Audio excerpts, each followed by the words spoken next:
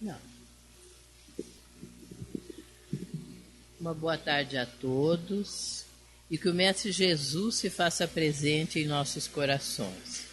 Nós então vamos fazer uma reflexão a respeito das terapias espíritas.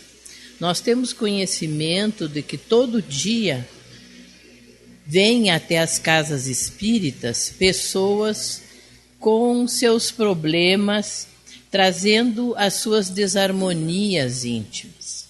Então elas buscam auxílio porque essas desarmonias internas se refletem inclusive no seu físico, na sua emoção, na sua mente.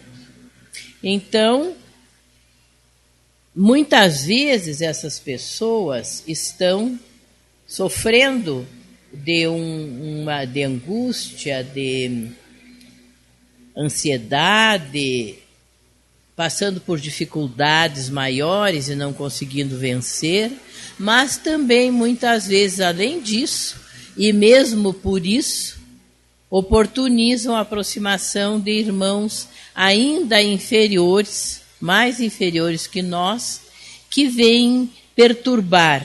Então essas influências espirituais negativas, elas podem ser sutis, que nós não percebemos, mas elas se aproveitam desse momento, essas entidades, para se aproximarem daquele que está passando por dificuldades, que está se sentindo ruim, que está se sentindo doente. Então essas pessoas, elas procuram na expectativa de receber o auxílio necessário para que elas possam recuperar a saúde, para que possam recuperar o equilíbrio, retornando então à sua normalidade existencial. Existem inúmeras terapias e inúmeras técnicas alternativas, tanto novas como velhas, antigas, que elas estão à disposição das pessoas que estão aturdidas. A maioria dessas técnicas, elas são respeitáveis. E nós sabemos que elas podem muito ajudar, dependendo de que tipo de terapia, de que tipo de técnica.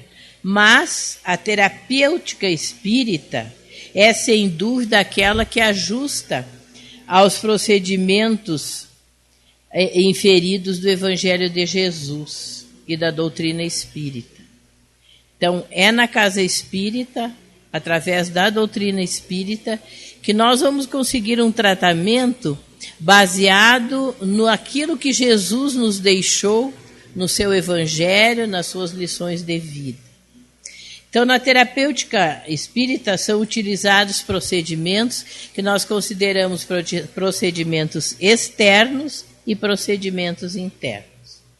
Nos procedimentos externos, aqueles que vêm de fora para dentro, para nós temos o passe, a água fluidificada, o apoio familiar, a palestra pública, as reuniões de desobsessão, o evangelho no lar, o atendimento fraterno e os grupos de estudo. Então, dentro da terapêutica espírita, esses procedimentos são fundamentais para ajudar essas pessoas que estão passando por dificuldades, que têm que tratar o corpo e têm que também tratar a alma, para se reequilibrarem e ficarem saudáveis. Então, não dispensando, é claro, o tratamento médico. Nós sabemos que o médico existe na Terra com a função, com a missão de ajudar a diminuir as dores, a curar as doenças. Então, nós não vamos abdicar nunca do tratamento médico, mas vamos encontrar na casa espírita uma terapêutica que vai nos ajudar a superar esses problemas físicos que o médico vai nos auxiliar e também os problemas que envolvam o nosso espírito encarnado, mas é um espírito, não é?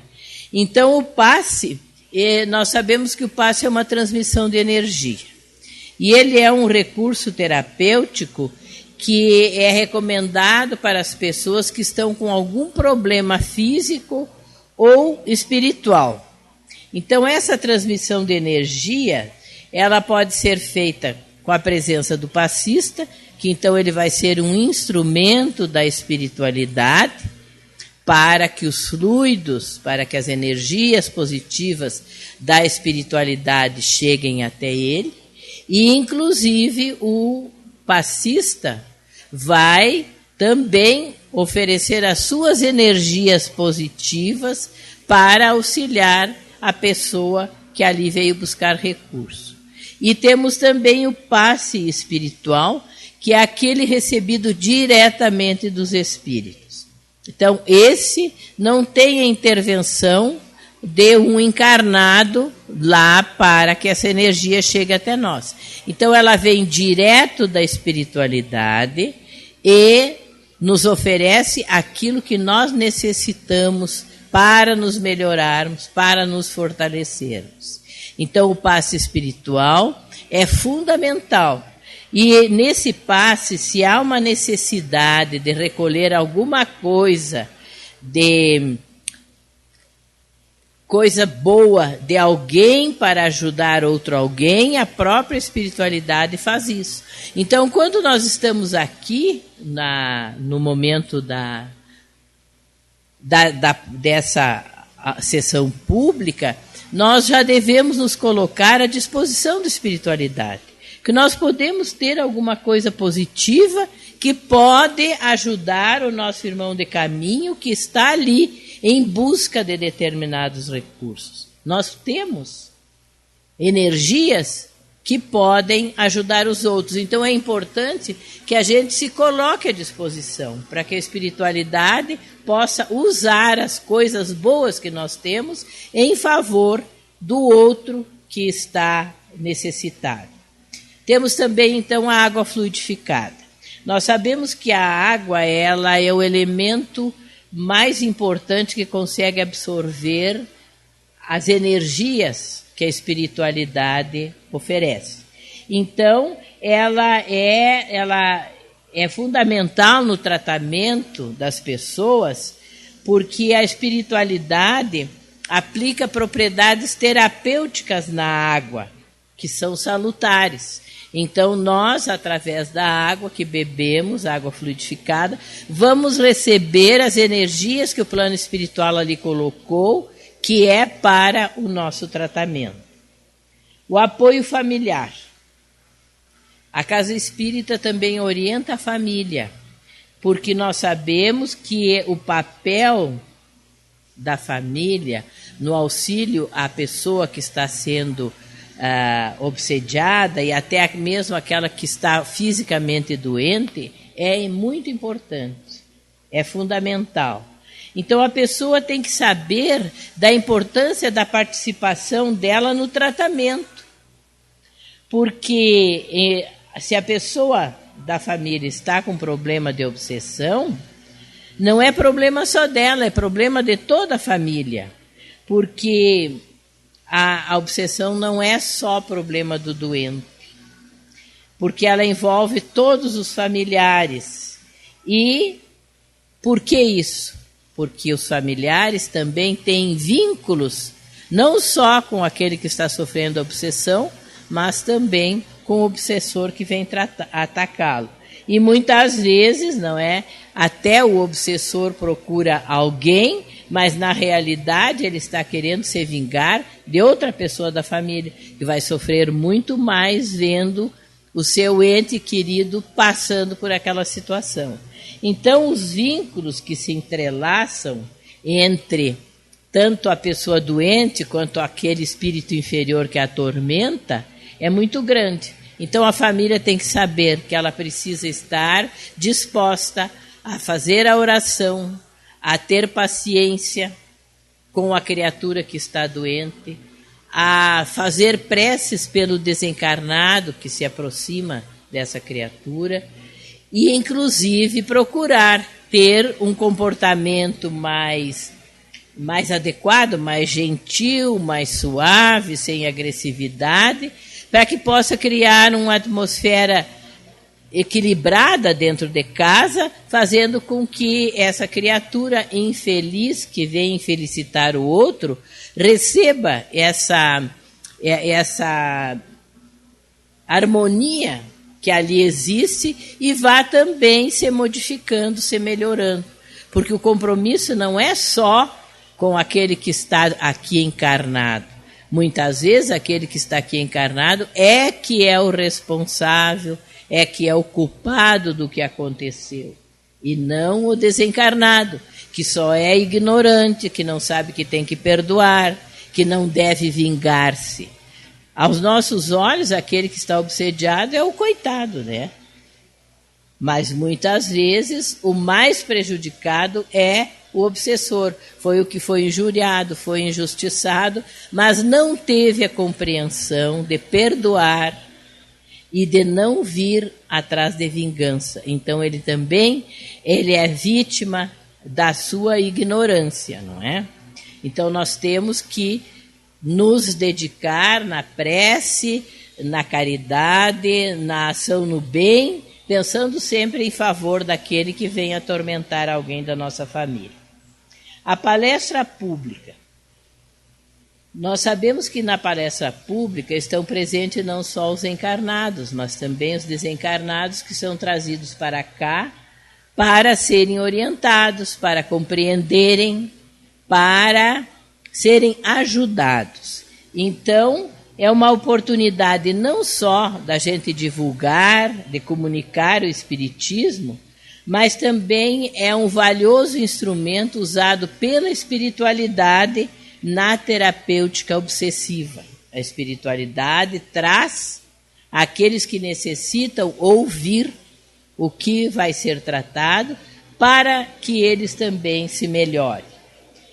Então, oferece valiosos esclarecimentos e também oferece consolo, porque são aproveitados tanto pelos encarnados como pelos desencarnados. Então, se nós temos alguma companhia espiritual ainda inferior, que vem conosco, ela vai aproveitar tanto quanto nós, a aprender, a compreender e a saber que ela precisa vivenciar o Evangelho de Jesus para poder andar mais rápido na sua evolução. As reuniões de desobsessão. A reunião de desobsessão é uma terapia de amor e de esclarecimento. Essa tarefa ela deve sempre estar baseada no Evangelho, nos ensinamentos de Jesus. Então, como o tratamento da obsessão ele é muito amplo, muitos recursos são envolvidos. Envolve fluidos positivos, que venham abranger os dois que estão em contenda, tanto o encarnado como o desencarnado, buscando sempre restabelecer os antigos vínculos fraternos que existia entre essas pessoas e que foi quebrado em encarnações anteriores. Então, a terapia busca corrigir erros do passado. E então são ajudados tanto o que está sendo perturbado como o perturbador. O Evangelho no lar. Nós sabemos que o Evangelho no lar nos traz grande benefício para toda a família, porque ele vai oferecer a oportunidade do entendimento do que é a fraternidade e que nós podemos e devemos ser fraternos. No momento em que nós fazemos o Evangelho no lar, na nossa casa, nós vamos trazer para ela, vamos atrair os benfeitores espirituais, que vão, inclusive, higienizar a psicosfera familiar. Todas as pessoas da família vão ser beneficiadas no momento em que nós realizamos o Evangelho no lar.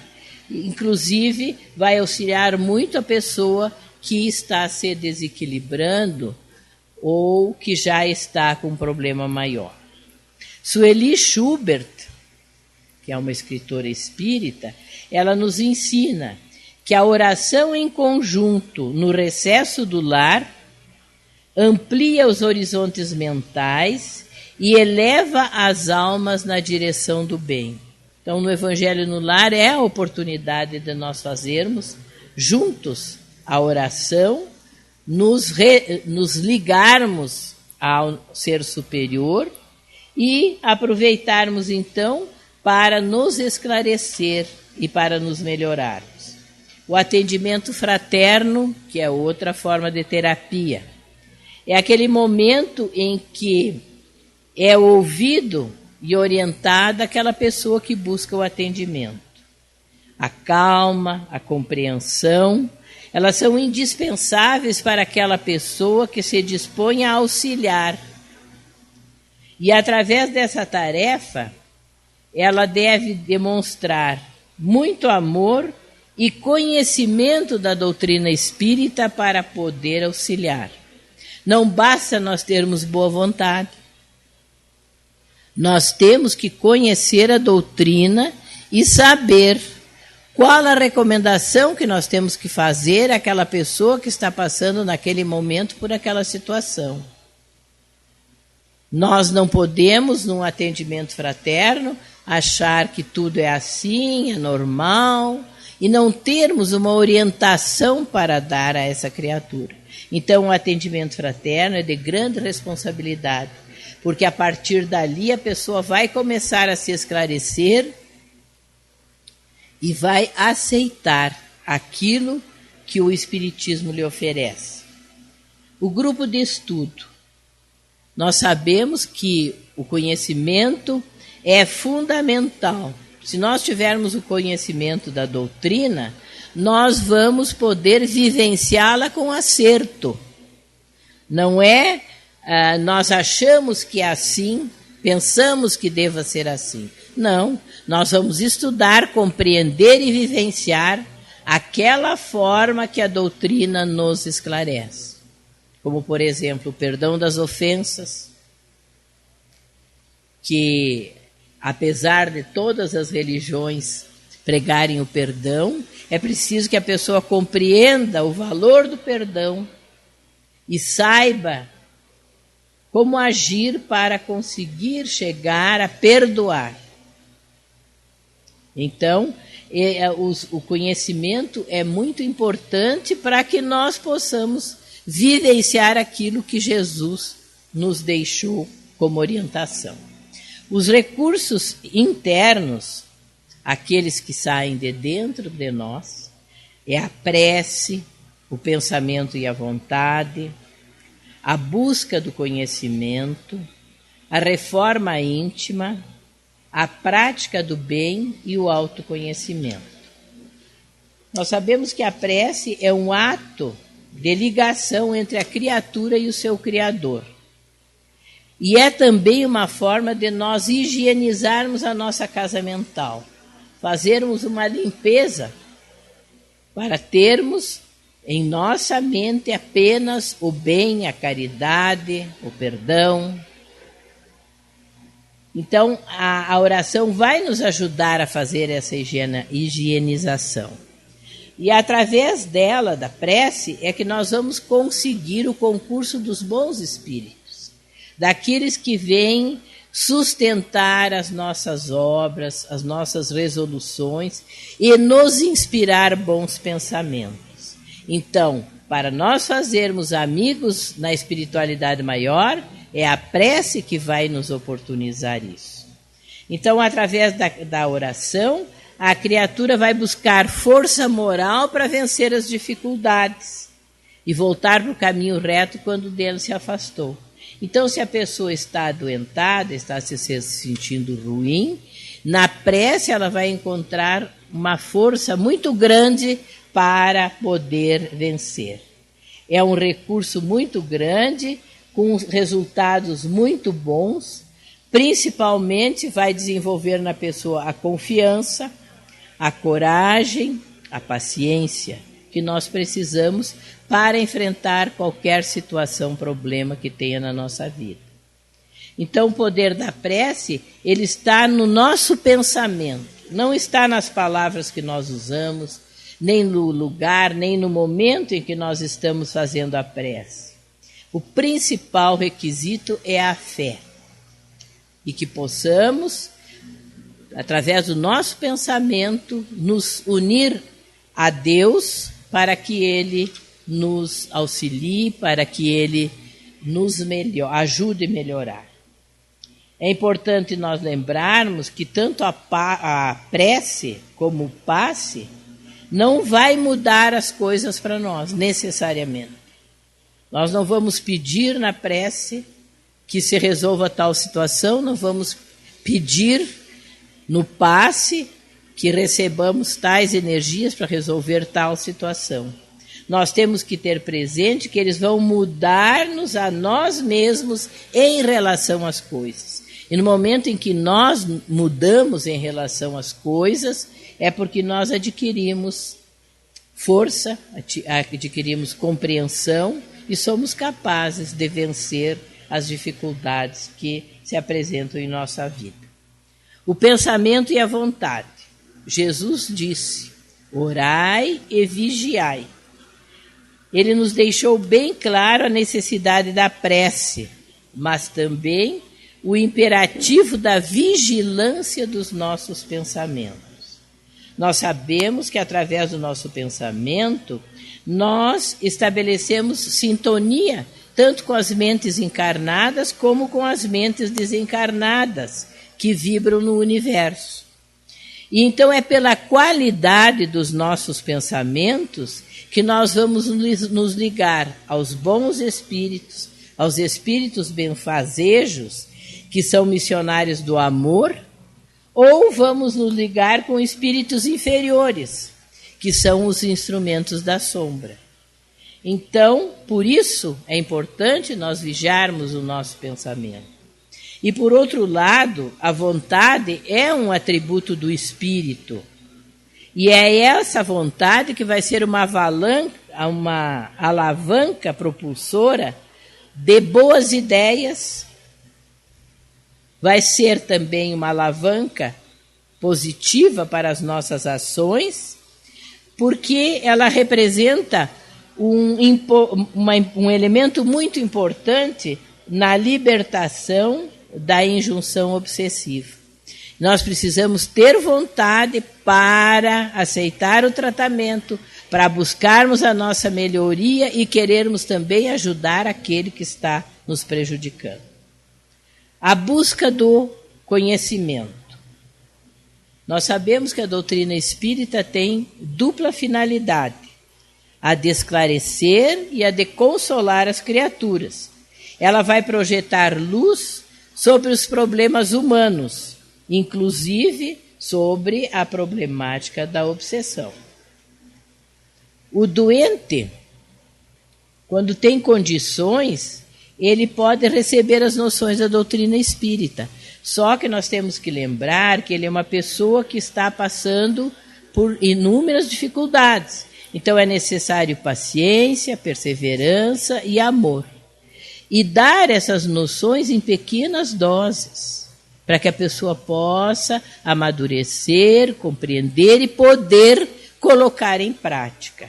Então, é importante que a gente busque esclarecer as razões que levam a gente a passar por aflições. O que acontece entre os dois planos? Especialmente temos que tratar com essa pessoa a respeito da lei do amor.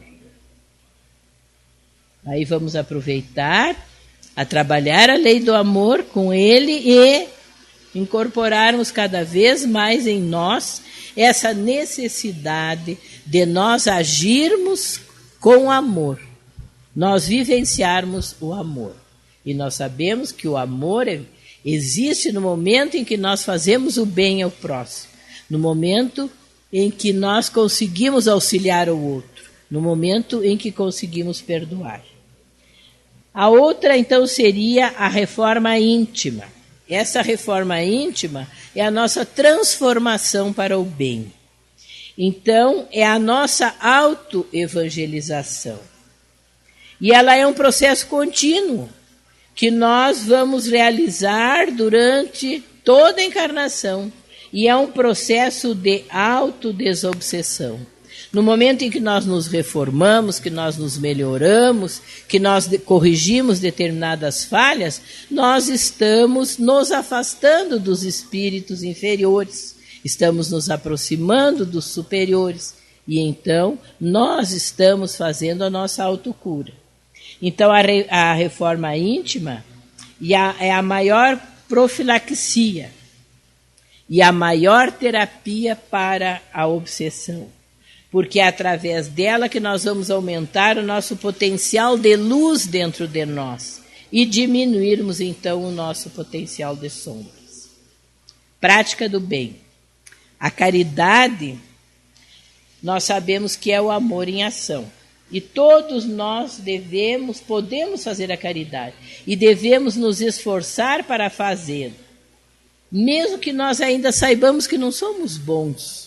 Nós estamos tentando ser bons, mas a condição para que nós alcancemos a nossa reforma íntima é trabalhar no bem.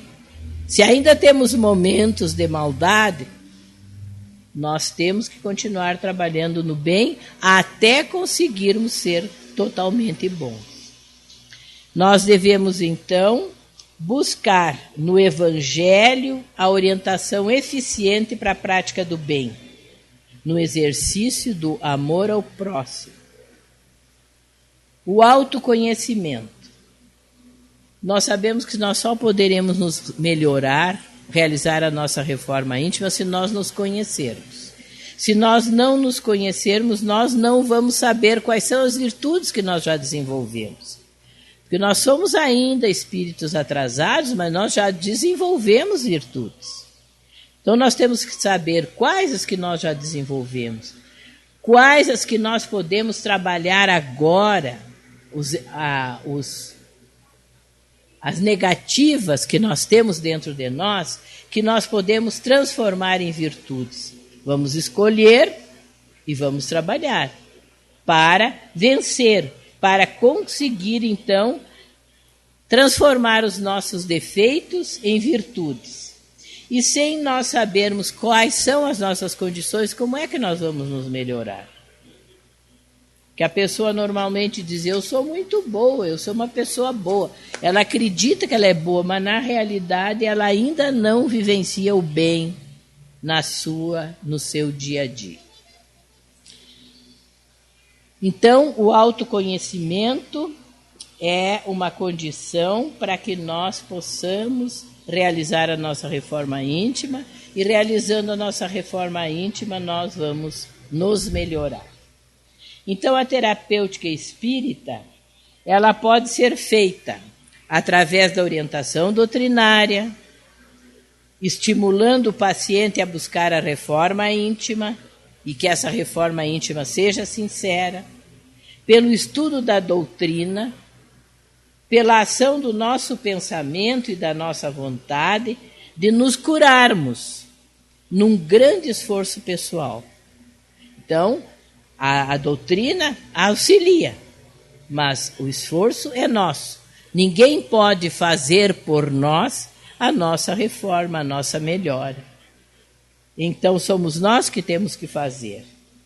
Nos evangelizarmos na prática diária de boas ações, numa mudança radical do nosso padrão vibratório, vibrarmos sempre o bem, não é? Instituir o evangelho no lar, buscar leituras renovadoras, praticar a meditação e buscar a prece como o maior regulador das vibrações perispiríticas e ambientais, gerando harmonia familiar. E no próprio paciente, buscar então também a fluidoterapia e frequentar assiduamente a casa espírita. Então a profilaxia consiste na prática constante do orai e vigiai. E o antídoto para a obsessão é a prática diária dos ensinamentos de Jesus, do perdão das ofensas e especialmente no amai-vos uns aos outros como eu vos amei. Lembremos que a nossa reforma íntima, que nos propõe a doutrina espírita, é a forma pela qual os nossos fluidos podem agir em benefício dos outros e em benefício de nós mesmos, nos tornando mais saudáveis.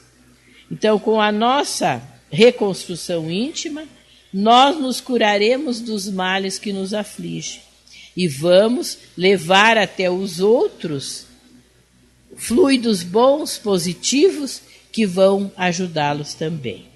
Obrigada pela atenção.